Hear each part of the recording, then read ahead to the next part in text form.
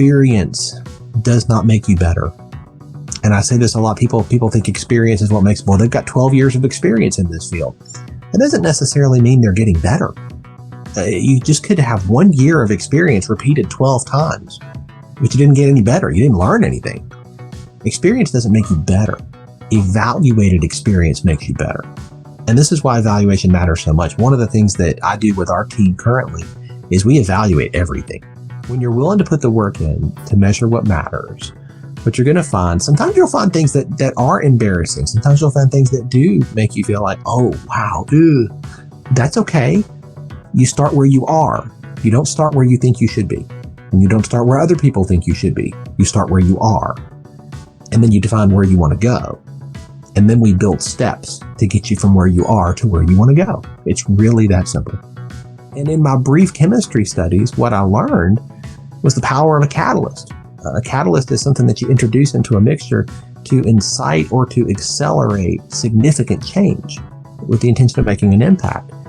Now, I had been a student of leadership at that point for 4 or 5 years and had a real sense that this was a powerful thing. When I went to my first leadership conference when I was 15 years old, I was captivated by the power of leadership and what great leadership could do and accomplish. When I learned about a catalyst, I thought, that definition of a catalyst, something that incites or accelerates significant change with the intention of making an impact, that is something every great leader I had ever studied or learned from would resonate with. They would understand what it means to be catalytic as a leader. What I'm talking about is the ability to lift other people up, to encourage them, invest in them, pour into them in such a way that you're helping them to accomplish their dreams, their goals. And what you're going to find is that doesn't mean they're going to run off and leave. That means they're going to lean in, because all of a sudden they have found a leader who sees them as a real person, not just a cog in the machine who accomplishes a task, but a real 3D human being who has a life outside of what happens during 9 to 5 or whatever your hours are. And people lean into leaders like that.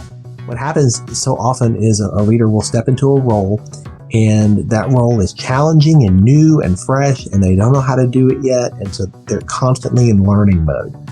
But over time, they settle in and they get more comfortable. And what I have found is that a leader will often then transition from that learning mode into more of a maintenance mindset. And that just causes you to drift. You don't have your foot on the pedal anymore. You're just drifting. Well, you never drift into excellence. You always drift into mediocrity.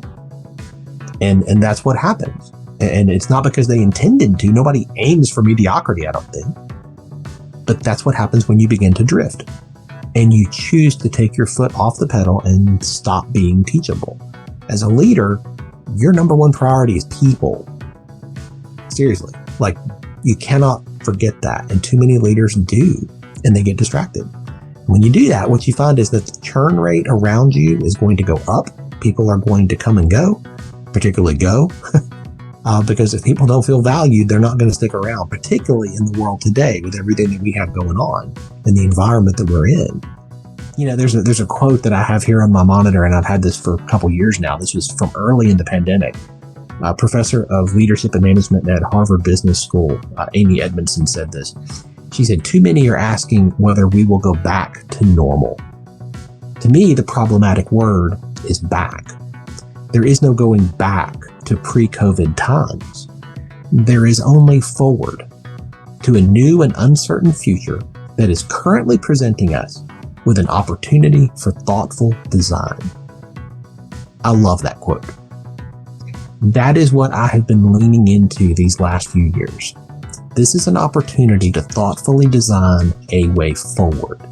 Instead of trying to say, let's just go back, let's just do what we were doing before, let's just go back. I want to go forward.